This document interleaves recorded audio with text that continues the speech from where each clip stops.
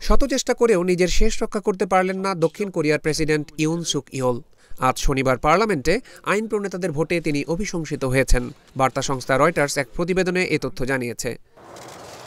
সম্প্রতি সামরিক আইন জারির কয়েক ঘণ্টা পরই তা প্রত্যাহার করে নিয়েছিলেন ইউন সুক ইয়োল। এর জেরে দেশটিতে রাজনৈতিক উত্তেজনা দানা বাঁধে। তার অভিশংসনের দাবিতে সংসদের সামনে জড়ো হয়েছিল হাজার হাজার মানুষ। বিরোধীরাও অব্যাহতভাবে চেষ্টা চালিয়ে যাচ্ছিলেন তার অভিশংসনের জন্য। গত ৩ ডিসেম্বর মধ্যরাতে দক্ষিণ কোরিয়ায় সামরিক আইন জারি করেন প্রেসিডেন্ট ইয়োল।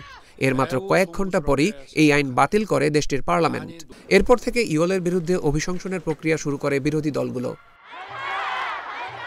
প্রথম দফায় সৌভাগ্যবশত অভিশংসন ঠেকাতে পেরেছিলেন ইউন সুক ইয়োল। তখন ক্ষমতাসীন দলের সদস্যরা ভোটাভুটির দিন সংসদ থেকে বের হয়ে গিয়ে তার অভিশংসন ঠেকিয়ে দিয়েছিলেন। কিন্তু আজ আর শেষ রক্ষা হলো না। দ্বিতীয় দফার অভিশংসন প্রক্রিয়ায় তিনি হেরে গেলেন। ব্রিটিশ গণমাধ্যম বিবিসি জানিয়েছে, আজ দক্ষিণ কোরিয়ার পার্লামেন্টে ইউনের অভিশংসনের প্রস্তাবে মোট ২০৪ জন সংসদ সদস্য ভোট দিয়েছেন।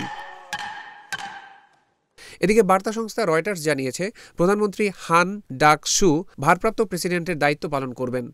আগামী ৬০ দিনের মধ্যে প্রেসিডেন্ট পদে নির্বাচন অনুষ্ঠিত হবে।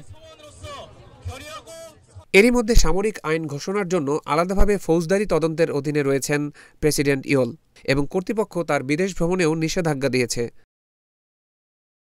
২০২২ সালে নির্বাচিত হন ইয়োল। সে সময় ওয়াশিংটন এবং অন্যান্য পশ্চিমা দেশগুলো তাকে স্বাগত জানায়। তবে দিন যাওয়ার সঙ্গে সঙ্গে তিনি সমালোচনার মুখে পড়তে থাকেন। বিরোধী দলগুলো তার বিরুদ্ধে নানা অভিযোগ এনেছে।